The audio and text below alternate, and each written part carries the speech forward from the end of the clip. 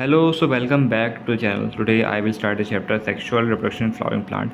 Basically, this is the NCERT reading, only NCERT, nothing more than NCERT because NCERT is the Jagat Mata for NEET aspirant as well as for me also because NCERT से ही paper आता है बहुत लोगों का and उससे से आएगा. So let's start this chapter. I am doing this because when I was preparing for the NEET, I want कि सम कोई तो हो जो N C R T reading बता दे ढंग से, वो भी ताकि मैं उसको सुन सकूँ कान लगा के. That's why I am doing this. If you like this, please, if you like it, please like it and share with someone who need it. So let's start chapter. If we see this paragraph, there is nothing good to recall and nothing to remember. So we will skip this para. We will start from this paragraph that human beings had an intimate relationship with the flowers since time immemorial. Basically, we all know that we love flowers from time बहुत सालों से. Flowers are object of aesthetic, ornamental, social, religious and cultural value. We use flowers for many occasions, like in puja part, like when someone death, like when we used to decor the home or any venue, then we will use flowers. They have also been used as symbol of conveying important human feelings like love, affection, happiness, grief, mourning, etc. Yes, when a couple fall in love with each other, they give roses to each other so that they can express their love toward each other by the flowers. Grief मतलब sadness, morning मतलब किसी के लिए सहानुभूति जताना, happiness हो गया. ठीक है. Now let's come next para which is this is the NCERT का diagram. Basically we will recall what is style, what is stigma. देखो stigma, this is stigma. Basically female part stigma होता है जहाँ पे पॉलिन आके land करता है. Anther, petals. When I was preparing for NEET I got confuse between petals and sepals. The thing which I did to remember this is, तो basically P for petal and P for पंखुड़िया. P for petal and P for पंखुड़िया. I used to remember this like this and sepal अपने आप याद आ जाएगा. तो this is the diagram of the basically a flower, basically flower, not female flower, a typical flower. Now the next important line which can be a hot spot question for the NEET is that to a biologist, flowers are the morphological and embryological marvels and site of sexual reproduction. Basically, we humans see flower as a ornamental, as a decoration item, but for a scientist, it is a point of view. From their point of view, it is a morphological or embryological. Morphological मतलब कि विभिन्नताएं in shape, color, texture, in the length of stigma, in the length of anther, filament, everything. And embryological मतलब basically उनका जन्म कैसे हुआ है, whether it is dicot flower और monocot flower, like this. And we will come next paragraph which is pre fertilisation. Basically if we divide reproduction in 3 parts, one is pre fertilisation, one is fertilisation, third is post fertilisation. Pre मतलब fertilisation से पहले, then the zygote will fertilise, then post fertilisation जब fertilisation हो चुका है उसके बाद का. Much before the actual flower seen on the plant, the decision that the plant is going to flower has taken place. जब हमें फ्लावर दिखता है किसी फ्लावर मतलब प्लांट पे, उससे पहले ही ये प्लांट जो होता है वो डिसाइड करता है कि इस प्लांट पे ये फ्लावर लगने वाला है. कैसे होता है? Several hormonals, due to hormones and structural changes are initiated which lead to the differentiation and further development of the floral primordium.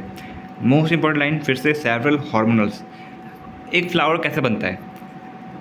Due to hormonals and structural changes are initiated which lead to the differentiation. What differentiation and further development of the floral primordium. I am just enhancing that words which you can forget because when I was preparing for the NEET, I also used to forget the differentiation or it is de-differentiation or redifferentiation. So I am just enhancing that word which is you could forget, like several hormonal and structural changes are initiated which lead to the differentiation and further development of the floral primordium. Inflorescences are formed which bear floral buds. Basically floral birds क्या होती हैं जिससे flower निकलता है. And then flower. In the flower, the male and female reproductive structure, the endoecium and the gynoecium differentiate and develop. Basically, the male is endoecium and the female is gynoecium. How can we remember this? Which is male, which is female? See, female मतलब जब कोई female कोई car चलाएगी तो it would like पिस्तौल चलाने के जैसा, गन की चलाने जैसा। कोई फीमेल जब ड्राइविंग करती है उसकी ड्राइविंग स्किल बहुत बेकार होती है, तो अगर कोई फीमेल ड्राइव कर रही है तो उसका वो एक तरह से पिस्तौल चला रही है। तो female is your gun, gynoecium, female gynoecium. It is not important to remember this trick. If you need to remember it, you can, but I will not suggest to remember this. Simple याद करो कि male is endoecium and female is gynoecium. Let's come on the next part, which is the stamen and stamen, microsporangia and the pollen grains. So stamen, microsporangia, pollen grain. This is the male, basically male part. ये जो भी है सब male part है। अब हमारा स्टेमन दिखता है कैसे, देखो this is स्टेमन, basically this is स्टेमन। स्टेमन में दो पार्ट है, एक है एंथर हो गया and one is filament. So filament is a long and cylinder, मतलब लंबा है, पतला है और कैसा स्टॉक जैसा है, कॉल्ड फिलामेंट। एंड दी जिसका टर्मिनल जो है, टर्मिनल मतलब ऊपर वाला जो है कैसा बाइलोब्ड है, दो लोब है इसके अंदर, जिसे कहते हैं एंथर। सो स्टेमन में दो पार्ट आते हैं, फिलामेंट एंड एंथर। फिर से बोलता हूँ मैं, स्टेमन में दो पार्ट आते हैं, filament and anther. Filament is the basically long, slender and stalk like structure which is called filament, and anther is the bilobe structure. Anther is bilobe structure जो कि जिसमें pollen grain बनेंगे जाके जो कि नए pollen grain को बनाएगा, वो ये पार्ट होता है, ये एंथर होता है। नेक्स्ट बात, the proximal end of filament. Proximal मतलब कि दो मतलब बेसिकली जो पास में होता है ना, दिस इज द प्रॉक्सिमल, जो पास में हो गया ना, the proximal end of filament, this is the proximal नीचल पॉइंट, बेसिकली नीचल end. The proximal end of filament attach to thalamus और the petal of the flower. Most important line then, फिर से जो प्रॉक्सिमल एंड है, फिर से बोलता हूँ, proximal end of filament attach to the thalamus and petal of the flower. कहाँ पे? Thalamus and petal. वहीं पे अगर पूछे कि डिस्टल एंड कहाँ होता है फिलामेंट का, वो होता है एंथर में। डिस्टल एंड कहाँ होता है? जॉइन एंथर में होता है। एंड प्रॉक्सिमल एंड कहाँ होता है? फिलामेंट पेटल या थैलेमस को होता है। The number and length of stamen are variable in flower of different species. As you know कि हर इंसान, जैसे कि हम इंसान अलग होते हैं, वैसे फ्लावर्स भी अलग होते हैं। किसी की लेंथ लंबी होती है, किसी की लेंथ छोटी होती है, तो वही बोला गया कि the number and length of stamen and variable in different flowers. If you collect कुछ नहीं है यहाँ पे, no not important. Okay, now let's come on the next part, which is the anther. A typical angiosperm anther is bilobed. Basically दो lobe होते हैं, this is one lobe, this is two lobe, this is one lobe, this is two lobe. Bilobe मतलब कि दो lobe होते हैं, with each lobe having two theca. हर एक लोब में दो थीका होते हैं। I am just not making the diagram because I am hoping कि you know the diagram and know the everything. It is just for revision, just for NCERT reading. If you don't have time to read the NCERT, you can just put your earphones or headphone and read, listen it and make sure कि तुम्हारा NCERT की revision हो जाए एक बार. That's why I'm not making diagram. I'm just reading this NCERT and trying to explain that words. A typical angiosperm anther is bilobe with each lobe having two theca, that is diathecus. दो theca हैं, दो theca मतलब कि जैसे कि दो एक lobe हो गए, दो लोब हो गए, उसमें भी दो थीका हैं, एक थीका दो थीका मतलब डायथीकस हो गया। एग्जाम्पल, इसके एग्जाम्पल हो गए, लेकिन एक्सेप्शन क्या इसका? मालवेसियस फैमिली। मालवेसियस फैमिलीज मोनोथीकस होते हैं, बायोस्पोरेंजिएट एंड यूनिलोब होता है। दिस इज इंपॉर्टेंट बिकॉज अब तो मालवेसियस फैमिली अब तुम्हारे सिलेबस में है भी, हमारे सिलेबस में है भी, तो दिस इज इंपॉर्टेंट, याद रखना। एंजियोस्पर्म के जो एंथर होते हैं बाइलोब होते हैं, डायथीकस होते हैं, बट एक्सेप्शन क्या इसका? मालवेसियस फैमिली है, जो कि क्या मोनोथीकस है एंड यूनिलोब्ड है। Now often longitudinal Grove run length by separating theca. Longitudinal Grove मतलब बेसिकली लेटी हुई नहीं, खड़ी हुई लाइन होती है, जो कि ऐसे जैसे दिख रही है यहाँ पे लाइन कि ये होती है लॉन्गिट्यूडनल ग्रोव होती है, जो कि इसको ऐसे जाती है, जो कि थीका को सेपरेट करती है, दो थीका को, जैसे तुम्हारी दिख रही है ये वाली। Let us understand now this is not important. The bilobe structure nature of anther is very distinct in transverse section of the anther. जब हम बाइलोब स्ट्रक्चर को काटेंगे ट्रांसवर्सली, ऐसे काटना, ऐसे होता है ट्रांसवर्सली काटना, तो उसमें हमें चार साइड में दिखेंगे, मतलब चार हमें वो दिखेंगे, क्या दिखेंगे? चार एंथर मतलब साइड दिखेंगे, बेसिकली ऐसा चार साइड दिखता है, दिस इज चार साइड, ठीक है, जिसे बोलते हैं tetragonal. The anther is four sided tetragonal structure, जिसे कहते हैं माइक्रोस्पोरेंजिया। कितना था? चार माइक्रोस्पोरेंजिया, एक माइक्रोस्पोरेंजिया, 2 3 4 माइक्रोस्पोरेंजिया हर एक लोब में होता है। एक लोब में दो होते हैं, एक लोब में दो, तो दो लोब में चार हो गए, दिस इज वन लोब, एक लोब में 2 हो गया, 4, 2 लोब में 4 हो गए। The microsporangia develop further and become pollen sac. Basically जो ये तुम्हारा स्ट्रक्चर है ना, यहाँ पे ये दिख रहे हैं यहाँ पे दाने दाने, दिस इज माइक्रोस्पोरेंजिया। यही आगे जाके ना डेवलप करते हैं और बनते हैं पॉलन सैक। क्या बनते हैं? पॉलन सैक बनते हैं। दे extend longitudinally through out length of tongue anther. जितना लंबा एंथर होगा वो पूरे में भरा होगा, उसमें पूरे में क्या होगा? यही होगा, पॉलन सैक होगा, माइक्रोस्पोरेंजिया होगा। नाउ आते हैं माइक्रोस्पोरेंजिया के स्ट्रक्चर पे। In transfer section of a typical microsporangia appear near circular outline. जब हम काटेंगे ना तो हमें गोल गोल दिखेगा। बेसिकली हमें कैसे दिखेगा? गोल दिखेगा। It is generally surrounded by 4 wall layers. अब जो एंथर होती है हमारी, वो 4 वॉल लेयर से मिलकर बनी होती है। कैसे? 4 कितनी? 4 वॉल लेयर से मिलकर बनी होती है। कौन कौन सी है अब वो देखेंगे हम लोग। मोस्ट इंपॉर्टेंट फिर से आ गया तुम्हारा, पहला आता तुम्हारा एपिडर्मिस। बाहर की लेयर को एपिडर्मिस, बीच वाली को एंडोथीसियम, सॉरी एपिडर्मिस, फिर एंडोथीसियम, फिर मिडल लेयर आती है, फिर टेपेटम आती है। फिर से बोलेंगे, epidermis, endothecium, middle layer, then tapetum. Epidermis, endothecium, middle layer and tapetum. The outer 3 layers, जो बाहर की 3 है, एपिडर्मिस होगी, एंडोथीसियम होगी, मिडल लेयर होगी, ये काम करती है प्रोटेक्शन के लिए।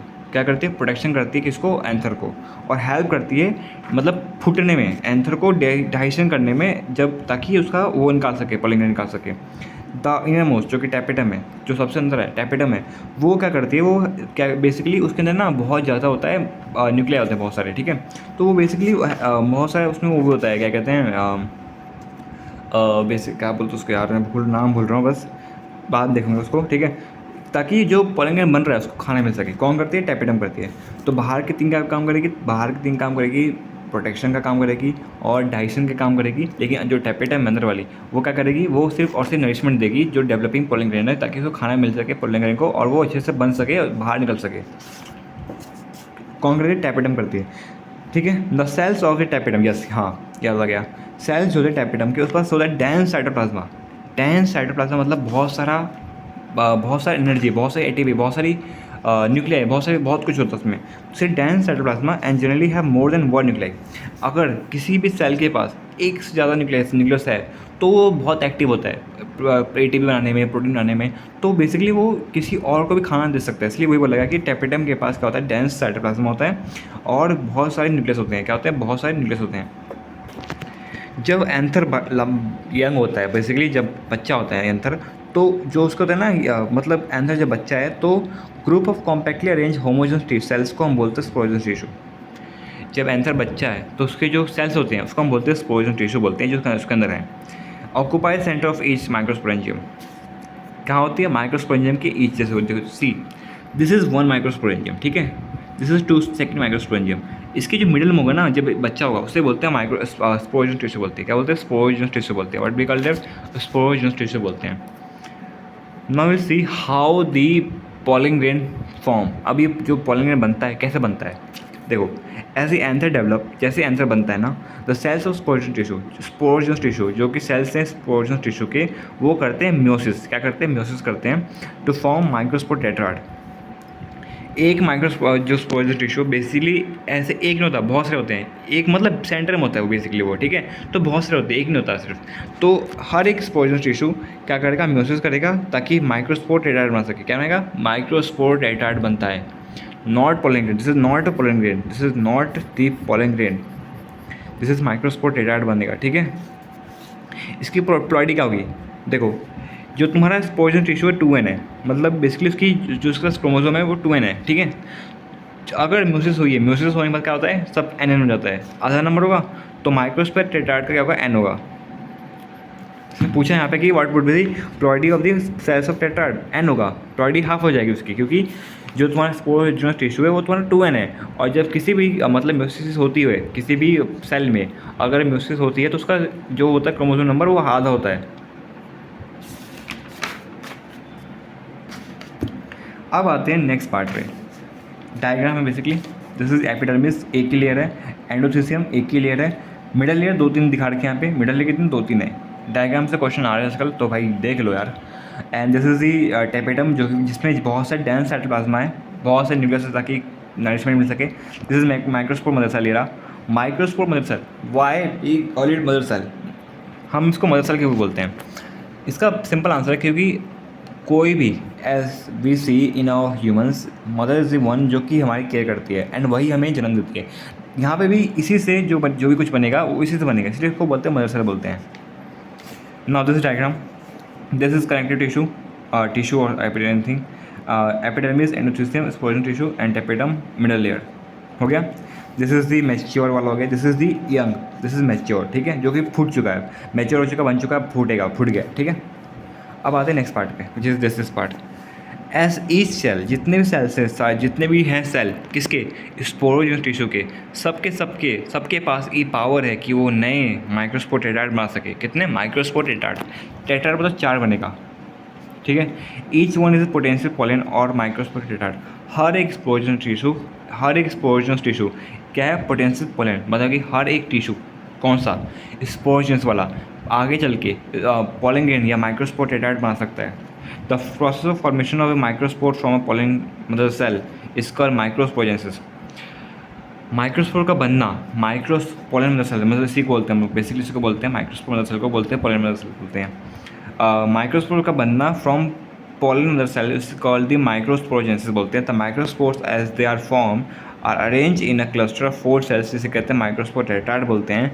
As a anther mature and dehydrate, जैसे एंथर मैच्योर होगा, डिहाइड्रेट होगा, जो माइक्रोस्पोर डिसोसिएट हैं आप आपस में टूटेंगे और वो बनेंगे पॉलन ग्रेन बनेंगे। क्या बनेंगे पॉलन ग्रेन बनेंगे। ये कैसे बनता है, इसके लिए अगर मैं बता रहा हूँ आपको, इसकी वेट करो। Inside each microsporangium several thousand microspore of pollen grain are form that are release with the digestion of the anther. हर एक मतलब किसके अंदर, हर एक माइक्रोस्पोरेंजियम में थाउजेंड्स ऑफ पॉलन ग्रेन बनते हैं, जो कि निकलेंगे कब, जब एंथर फूटेगा तब। हेयर इज़ दी मतलब डायग्राम, बेसिकली देखो 1 माइक्रोस्पोर मतलब सेल माइक्रोस्पोर, ठीक है, उसमें का म्यूसिस हुई तो 4 माइक्रोस्पोर बनेंगे, क्या टेट्राड बनेंगे, क्या बनेंगे 4 माइक्रोस्पोर टेट्राड बनेंगे, वो डेवलप होंगे। ये जो 4 माइक्रोस्पोर टेट्राड है वो डेवलप होकर क्या बनेंगे, 4 पॉलन ग्रेन बनाएंगे, क्या बनेंगे 4 पॉलन ग्रेन बनाएंगे, ठीक है। बस ये याद रखना, बाकी कैसे कितने सेल्स होते हैं पॉलन ग्रेन के पास वो हम आगे देखेंगे। Now the pollen grain represent the male gametophyte. There is a very big difference between male gametophyte and male gamete, ठीक है। मेल गैमेट मतलब कि वो गैमेट मेल का है, मेल गैमेटोफाइट मतलब कि ये जो मेल गैमेटोफाइट है ना, वो एक वो स्टेज होती है किसी प्लांट की। अगर तुमने चैप्टर नंबर 3 पढ़ा हुआ है 11th क्लास का, नहीं 11th का, हाँ 3, जो कि प्लांट वाला चैप्टर है, प्लांट किंगडम वाला चैप्टर है, उसमें गैमेटोफाइट एंड स्पोरोफाइट का डिफरेंस दे रखा है। तो हम जो ये है ना पॉलन ग्रेन, इसको हम मेल गैमेट नहीं बोलते, we don't call it male gamete, it is male gametophyte. This is a very big confusion जो कि बहुत लोगों को होती है, जब मेरे को भी थी पहले ये कि इसको मैं मेल गैमेट कहता था पॉलन ग्रेन को, लेकिन ये मेल गैमेट नहीं होता है, this is male gametophyte. Male gamete और मेल गैमेटोफाइट में बहुत ज़्यादा अंतर होता है। मेल गैमेटोफाइट हमने एक पूरे इसको बोला है पॉलन ग्रेन को, इसके अंदर होता है मेल गैमेट, जो कि गैमेट है मेल का, जो न्यूक्लियस है मेल का, वो इसके अंदर होता है, उससे बोलते हैं मेल गैमेट। क्या देखना, the pollen grain represent the male gametophyte if you touch the open anther of hibiscus. Hibiscus मतलब गुलमोहर का, गुलमोहर इसे हम कहते हैं, ये चाइना रोज़ कहते हैं, उसके अगर तुम टच करोगे इसके एंथर को, तुम्हारे हाथों पे कुछ लग जाएगा येलो का सा, ठीक है, वही वो लगाएगा। उसको तुम स्प्रिंकलर करो पानी के ऊपर, तुम देखोगे कि जो पॉलन ग्रेन है वो साइज़ में, शेप में, कलर में, डिज़ाइन में बहुत ही अंतर होता है, और आर्किटेक्चर में। ये तुम्हारा देखो अलग अलग पॉलन ग्रेन, सारे अलग अलग क्या है पॉलन ग्रेन है, किसी की शेप बीन शेप है, किसी की शेप अलग ही है, कोई कांटे जैसा है, कोई कुछ है। तो ये बोला है कि आर्किटेक्चर मतलब कि बनावट में, साइज़ में छोटा बड़ा हो गया, शेप में, कलर में, डिज़ाइन सब में अलग होता है। Now pollen grain are generally spherical measure about, जो पॉलन ग्रेन है वो जनरली लिखा है, क्या लिखा है जनरली, ज़्यादातर बोला गया है, सारे नहीं होते, ज़्यादातर जनरली स्पेरिकल होते हैं, गोल मतलब कि गोल होते हैं, मेजरिंग अबाउट 25 से 50 माइक्रोमीटर, कितना 25 से 50 micrometre in diameter. It is a prominent 2 layer. जो पॉलन ग्रेन है उस पर 2 लेयर होती है, बाहर वाली होती है एक्साइन, अंदर होती है इंटाइन। बाहर वाली क्या होगी, हार्ड होगी, आउटर लेयर का exine, made up of sporopollenin which one of the किसकी होती बनी, स्पोरुलिन की होती है, which is the one of the most resistant organic material known. So sporopollenin is the most resistant, मतलब कि उसको आज तक ऐसा कोई केमिकल नहीं है, ऐसा कोई कुछ नहीं है जो उसको डिग्रेड कर सके, इसको स्पोरुलिन को, क्योंकि किसकी होती है, बाहर की होती है, किसकी पॉलिन ग्रेन की होती है। इट कैन विथस्टैंड मतलब कि ये सह सकता है हाई टेम्परेचर को, स्ट्रॉन्ग एसिड को एंड अल्कलीज को भी। कौन? एग्जाइन। क्यों? क्योंकि इसके पास क्या है? स्पोरुलिन है। तो बाहर की क्या होती है? हार्ड आउटर कवरिंग होती है जिसे कहते हैं एग्जाइन, जो कि किसकी होती है? स्पोरुलिन की होती है, जो कि बहुत ज़्यादा रेजिस्टेंस होती है, ऑर्गेनिक मटेरियल होता है क्योंकि वो हाई टेम्परेचर को, स्ट्रॉन्ग एसिड को, अल्कली को सह सकती है। नो एंजाइम, कोई ऐसा एंजाइम नहीं है जिसको अब तक बना है जो कि स्पोरुलिन को ख़त्म कर सके।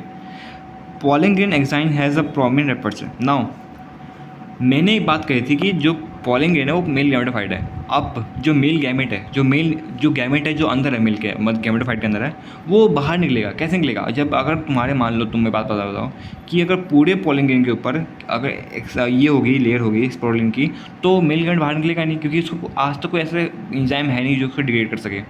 तो कैसे निकलेगा बाहर? तो क्या होता है ना, एग्जाइन के ऊपर ना छोटे छोटे पोर्स होते हैं। Pollen grain has an prominent aperture, मतलब बेसिकली पोर्स होते हैं जिसे कहते हैं जर्म पोर कहते हैं, ठीक है। जहाँ पे स्पोरुलिन नहीं होता वहीं से मेल गैमेट बाहर निकलेगा। फिर से बोलता हूँ मैं, pollen grain has prominent aperture called germ pores which where sporopollenin are absent, ठीक है, जहाँ से पॉलिन ग्रेन से मेल गैमेट बाहर निकलेगा। Pollen grain are well preserve as fossil, हम पॉलिन ग्रेन को फॉसिल के रूप में रख सकते हैं क्योंकि इसके पास क्या है? स्पोरुलिन है। ये सब क्वेश्चन बनते हैं, आते भी हैं, because presence of sporopollenin. The exine exhibit a fascinating arrange of pattern design, जो एग्जाइन है तुम्हारी बाहर की लेयर है उसी के पास डिजाइन होते हैं क्योंकि वही तो बाहर की लेयर है, ठीक है। अब आते हैं अंदर के लिए। The inner wall of pollen grain is called intine. अंदर कौन सी लेयर होगी? इंटाइन होगी। बाहर एग्जाइन, बाहर मतलब एक्स मतलब बाहर एग्जाइन, अंदर इंटाइन, ठीक है। इट इज़ थिन, इंटाइन कैसे? पतली है, कॉन्टीन्यूस है, ये कहीं रुकी हुई नहीं है, यहाँ पे कहीं पोर नहीं है। कैसी है? पतली है, कॉन्टीन्यूस है। किसकी बनी होती है? सेल्यूलोज की और पैक्टिन की। किसकी बनी है? सेल्यूलोज एंड पैक्टिन की बनी है। So intine is inner one, thin है, कॉन्टीन्यूस है और किसकी बनी है? सेल्यूलोज एंड पैक्टिन की बनी है। The cytoplasm of pollen grain, जो साइटोप्लाज्मा है पॉलिन ग्रेन का, is surrounded by plasma membrane. Obviously बात है, हर एक सेल के पास प्लाज्मा मेम्ब्रेन होती है तो उसके पास भी है। When the pollen grain is mature it contain two cells, the vegetative cell and generative cells. जब पॉलिन ग्रेन मैच्योर होता है मतलब बड़ा होता है तो उसके पास दो सेल होते हैं। एक होता है this is the area vegetative cell, this is generative cell, ठीक है। दो सेल होते हैं पॉलिन ग्रेन के अंदर। किसके अंदर? पॉलिन ग्रेन के अंदर। एंड पॉलिन ग्रेन क्या है? तुम्हारा मेल गैमेटोफाइट है। और जो तुम्हारा है ना गैमेटोफाइट में ये vegetative cell and generative cell, यही होते हैं मेल गैमेट बेसिकली एक तरह से, ठीक है। तो देखो, vegetative cell and generative cell. The vegetative cell जो होता है बड़ा होगा, बिगर होगा, अबंडेंट मतलब बहुत सारा फूड होगा उसके पास, लार्ज होगा और उसका जो है ना लार्ज है, इरेगुलर है शेप न्यूक्लियस। क्या है? बिगर है। कौन सा? Vegetative cell. Vegetative cell is bigger, abundant food reserve and large irregularly shape nucleus.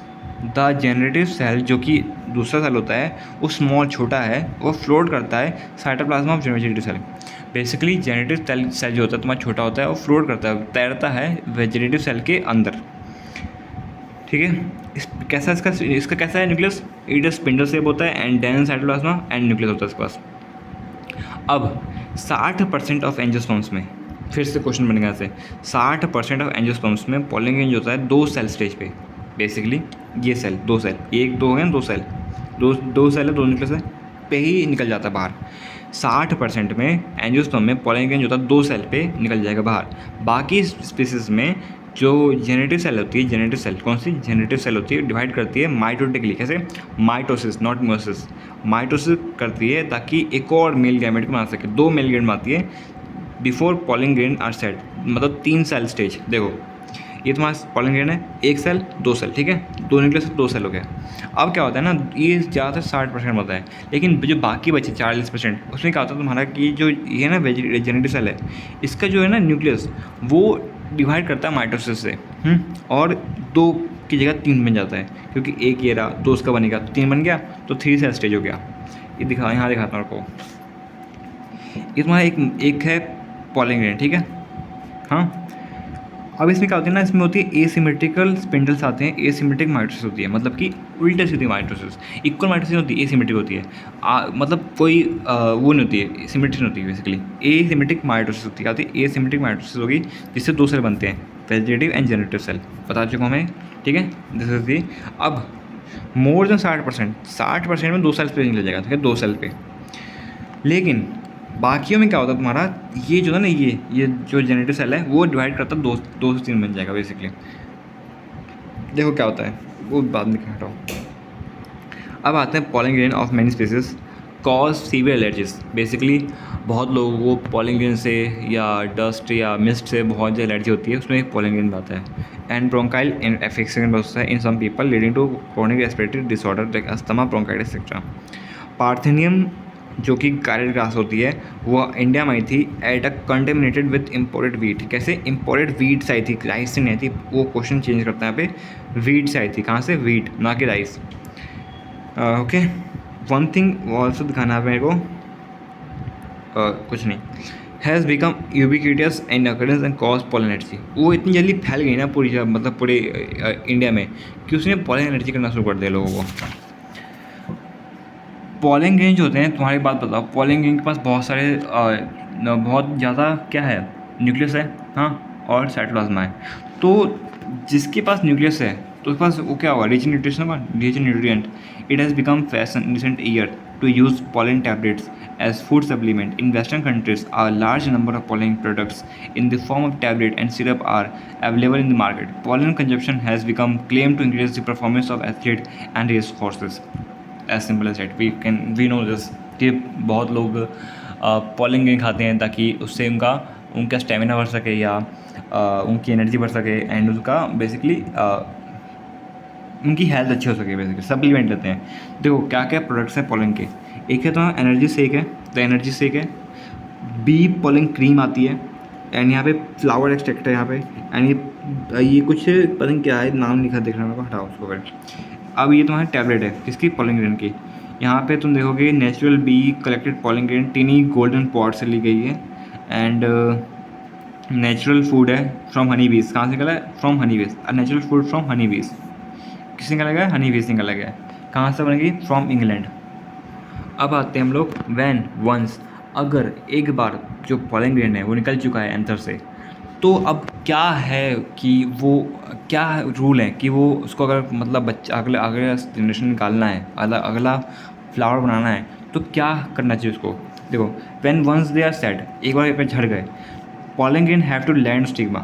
Pollen grain को स्टिग्मा के ऊपर आना पड़ेगा, वरना तभी वो लोग आगे जाके कर पाएंगे अपना काम। Before they lose viability if they have to bring about fertilisation. ठीक है, how long do you think the pollen grain maintain viability?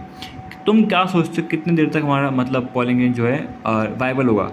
In humans जो स्पर्म्स होते हैं वो 72 आवर्स तक वाइबल होते हैं बेसिकली। ठीक है, अगर 72 आवर्स के अंदर कोई एग आया उनसे मिला तो फर्टिलाइजेशन हो जाती है, बट अगर नहीं आया तो उनकी वाइबिलिटी खत्म हो जाती है, वो नहीं कर पाएंगे आगे जाके fertilisation. The period for which pollen grain remain viable is very highly variable. ठीक है, ये डिपेंड करती है प्रिवेंट टेम्परेचर पे। किस पे डिपेंड करेगी? टेम्परेचर एंड ह्यूमिडिटी पे। तो पूछ सकता क्वेश्चन कि किस पे डिपेंड करती है? टेम्परेचर एंड ह्यूमिडिटी पे।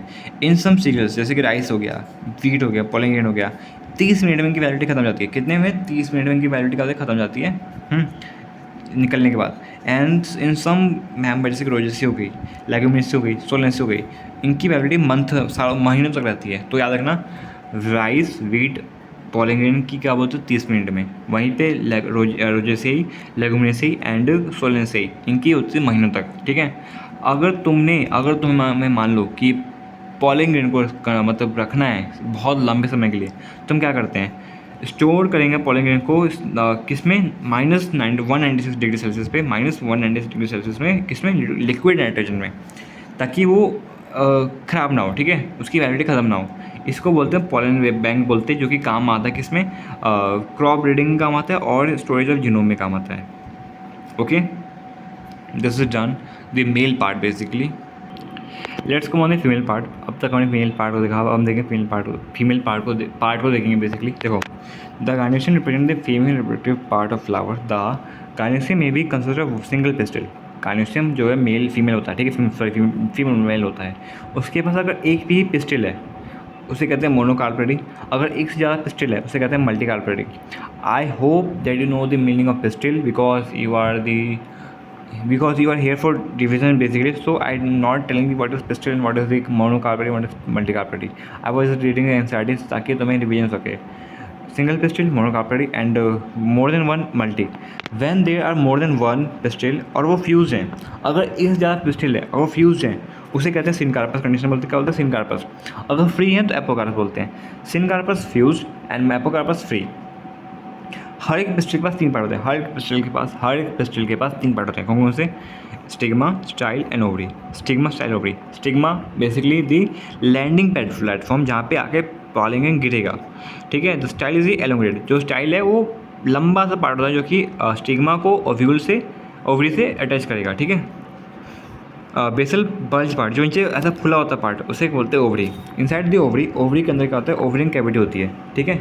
ओवरी के अंदर क्या होती है? ओवरिंग कैविटी होती है, इसे कहते हैं लॉक्यूल बोलते हैं। The placenta is located inside the ovarian cavities. जो प्लेसेंटा है कहाँ है? ओवरिंग कैविटी के अंदर है।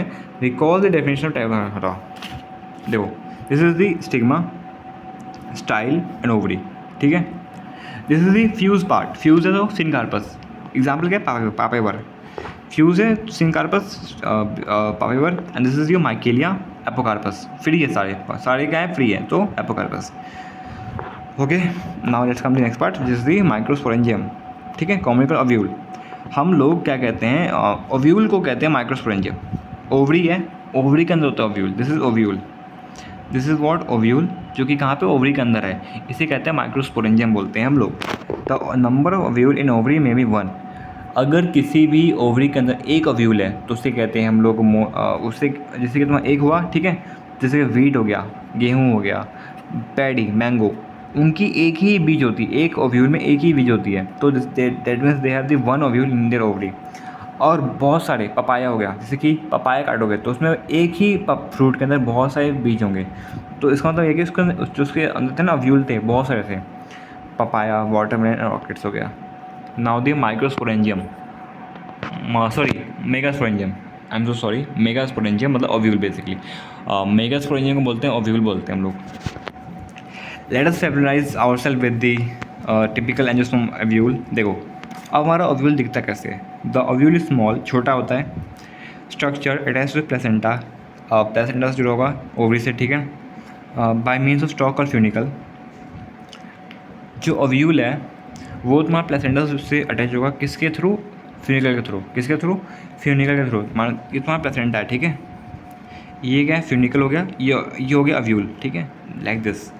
तो basically ovule attach to the placenta by the stalk called funicle. Okay, the body of ovule, जो बॉडी है ओव्यूल की वो फ्यूज होती है फ्यूनिकल के साथ। आप देखो प्लेसेंटा एंड ओव्यूल फ्यूनिकल, ठीक है। प्लेसेंटा को ओव्यूल से किसने टच किया? फ्यूनिकल ने किया। लेकिन अब वो जो बॉडी है ओव्यूल की, this is the body of ovule, वो कैसे टच होती है? जो बॉडी है ओव्यूल की वो फ्यूज होती है फ्यूनिकल के साथ थ्रू हाइलम, ठीक है। This is the hilum. तो हाइलम टच करता है फ्यूनिकल को ओव्यूल की बॉडी के साथ। तो याद रखना placenta ovule is the funicle and funicle and ovule की body is the hilum.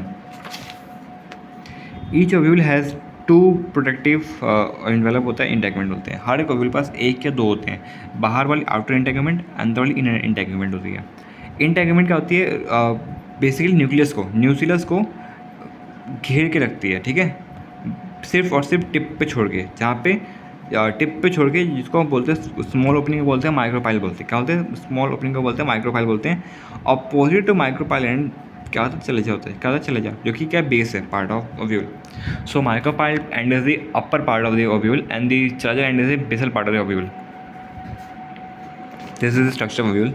Now we see diagram. This is the funicle, hilum, micropyle जहाँ पे तुम्हारा इंटेगमेंट नहीं है।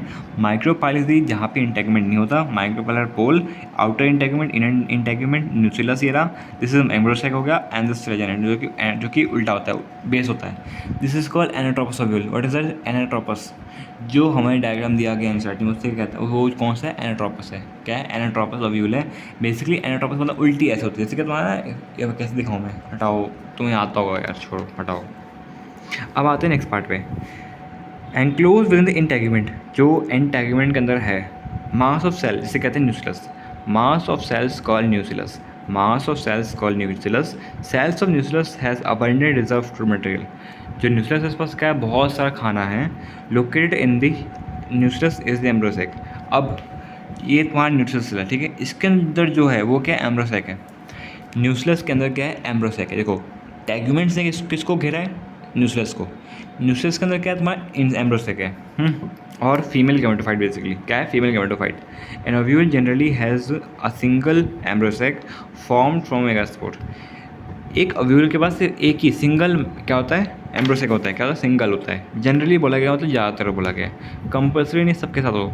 अगर बोल देगा कि all ovule has a single embryo sac form from megaspore, this is wrong statement because यहाँ बोला है जनरली, ज़्यादातर एक ही होता है। सिंगल एम्ब्रोसेक होता है किसी भी एम्ब्रोसेक में मेगास्पोर में। अब जो ये एम्ब्रोसेक है बनता कैसे है? Now will see this. उसे कहते हैं माइक्रो मेगा स्पोरोजेंसिस। क्या बोलते हैं? मेगा स्पोरोजेंसिस बोलते हैं। जब पॉलिंगेन बना था उसे बोलते हैं माइक्रो, ठीक है। पॉलिंगेन छोटा है उसे बोलते हैं माइक्रो। एंड ओव्यूल क्या होते हैं? ओव्यूल क्या बोलते? सॉरी, जो एम्ब्रोसेक होता है वो बड़ा होता है, उसे बोलते हैं मेगा स्पोरोजेंसिस, ठीक है। The process of formation of megaspore from the megaspore mother cell is called megasporogenesis. Ovule generally differentiate a single megaspore mother cell in the micropyle region. देखो, जो ओव्यूल का माइक्रोपाइल रीजन है बेसिकली वहाँ का कोई एक सिंगल मेगास्पोर मदर सेल वही आगे जाके क्या बनता है? मेगा एम्ब्रोसेक बनता है। क्या होता है देखो, अब वो देखेंगे हम लोग। It is large cell containing dense cytoplasm and prominent nucleus. कौन सा? न्यूक्लियस हो गया। The MMC undergo meiotic division क्या करेगा? मियोसिस करेगा ताकि बने 4 बनेगा मेगास्पोर, ठीक है।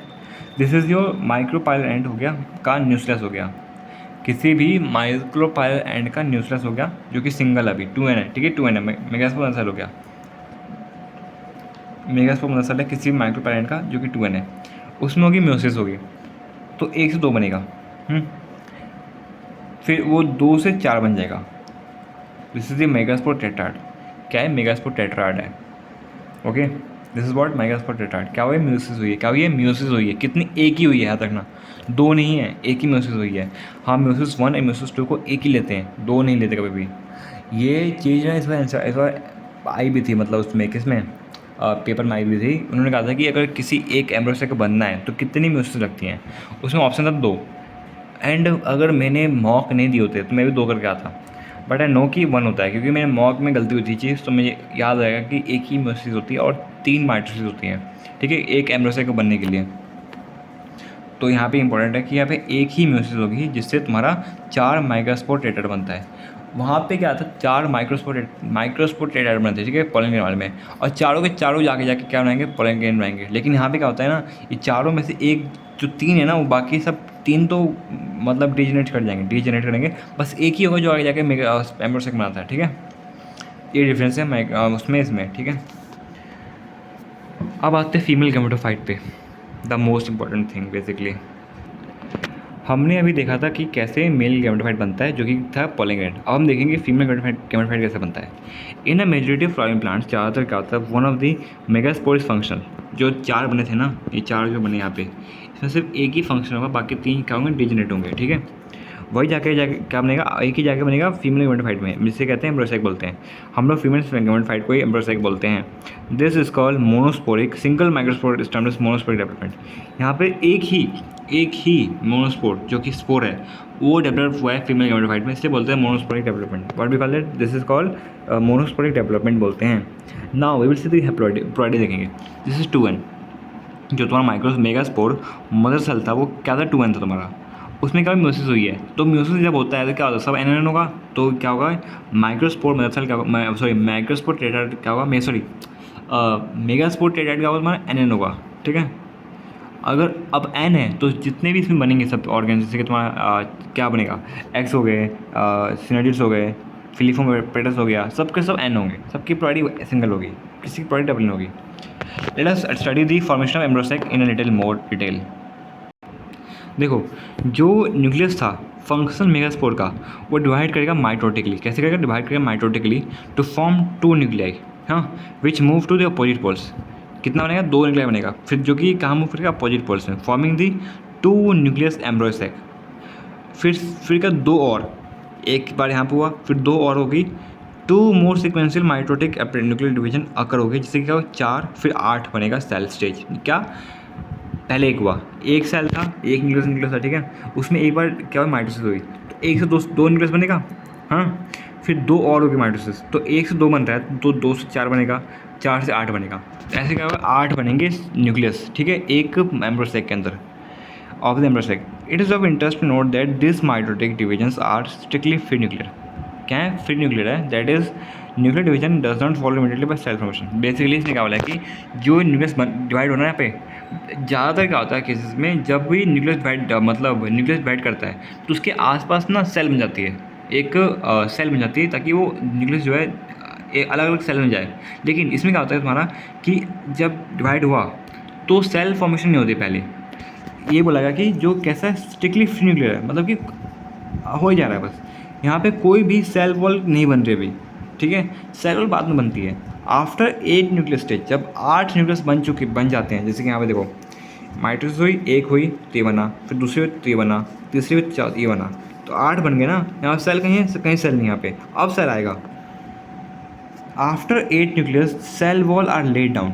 अब जब 8 न्यूक्लियस बन चुके हैं तब जाके सेल वॉल बनती है हर एक न्यूक्लियस के मतलब साइड में, ठीक है, leading to the organisation of typical female chromatophyte embryo sac. अब क्या हुआ कि 8 बन गए हैं तो क्या होता है कि ना सब हर एक सेल के मतलब पास में क्या बनती है, सेल वॉल बनती है। जब सेल वॉल बनती है तो ऐसे देखिएगा मैं 3 सेल जाएंगे यहाँ पे चिलाजिल एंड के पास, 3 सेल होते हैं चिलाजिल एंड के पास, ये बोलते हैं एंटीपोडल बोलते हैं, एंड 3 सेल होते हैं नीचे जिसे कहते हैं माइक्रोपाइल एंड के पास, ये कहते हैं हम लोग एग बोलते हैं एंड सिनेटिस बोलते हैं। 6 ऑफ द 8 न्यूक्लियस, 6 जो हैं 8 में से वो होते हैं सेल वॉल से सराउंडेड, ठीक है, 6 होते हैं 8 में से जो कि होते हैं सेल वॉल से सराउंडेड होते हैं, एंड ऑर्गेनाइजेशन सेल, ये जो बाकी 2 बचे हैं वो बीच में रहते हैं, जो बाकी 2 हैं ना वो बीच में रहते हैं, ठीक है, कॉल्ड पोलर न्यूक्लियाई जो कि कहाँ होते हैं बिलो द एग एपिटस। ये जो है ना बिलो अबव, ये बहुत ज़्यादा इंपॉर्टेंट है, बहुत ज़्यादा याद रखना कि 6 में से 8 में से 6 होते हैं वो सेल वॉल से घिर जाते हैं, बाकी जो बीच जो 2 बचे वो जाएंगे बीच में, एकदम बीच ऑफ सेंटर ऑफ दी जाएंगे, जिसे कहते हैं हम लोग पोलर न्यूक्लियाई बोलते हैं। कहाँ होते हैं ये लोग? होते हैं एग एपिटस से नीचे होते हैं, this is egg apparatus, this is what egg apparatus. कहाँ होता है एग एपिटस? कहाँ होता है? माइक्रोपाइल एंड के पास, ठीक है, उसमें क्या आता है तुम्हारा एग आता है और 2 हाथ में सिनेटिड्स, तो कहाँ होगा? Below the egg apparatus in the central cell. There is a characteristic distribution of the cell within the embryo sac. 3 cells are grouped together at the micropyle end and constitute the egg apparatus. Micropyle end में क्या होता है? Egg apparatus होता है। The egg apparatus in turn consists of 2 synapses. Egg apparatus के पास क्या 2 synapses होते हैं। This is what 2 synapses होते हैं and 1 egg cell. The synapses have special cellular thickness at the micropyle tip, जिसे कहते हैं filiform apparatus बोलते हैं, which play an important role in the guiding the pollen grain tube in the synapses. 3 cells are at the cellulose end and called antipodal बोलते हैं। The large central cells are mentioned below। 2 nuclear cell होते हैं, इसलिए एक typical angiosperm cell क्या होता है? 8 nucleus 7 cell. I hope this is understandable कि मतलब कि जो माइक्रोपाइल के पास उसे कहते हैं एग एपिटस बोलते हैं, जिसमें 2 सिनेर्जिस होते हैं, एक होता है एग होता है, और सिनेर्जिस के पास क्या होती है? फिलिफॉर्म एपिटस होता है जो कि गाइड करता है पोलन ग्रेन को नहीं, मेल गैमेटोफाइट को, मेल गैमेट को टुवर्ड द एग, ठीक है। एंड जो होता है ना ये चिलाजिल के पास 3 होते हैं, चिलाजिल के पास एंटीपोडल जिसे बोलते हैं, एंटीपोडल बोलते हैं, ठीक है। एंड अगर हम देखें इसको हम देखेंगे इसको तो 7 सेल है, 1 2 3 4 5 6 7 सेल हैं और 8 न्यूक्लियस है, इसे बोलते हैं एक टिपिकल एंजियोस्पर्म एम्ब्रोसेक जो होता है। Typical angiosperm embryo sac at the maturity has 8 nucleus and 7 cell. कितना? 8 nucleus and 7 cell. This is done the female gametophyte. Now we will see the pollination. अब देखो मेल बन चुका है, फीमेल बन चुकी है, अब दोनों का साथ में आना ताकि उनकी शादी हो सके। अब हम देखेंगे नेक्स्ट क्लास में, I will just next video में। बाय।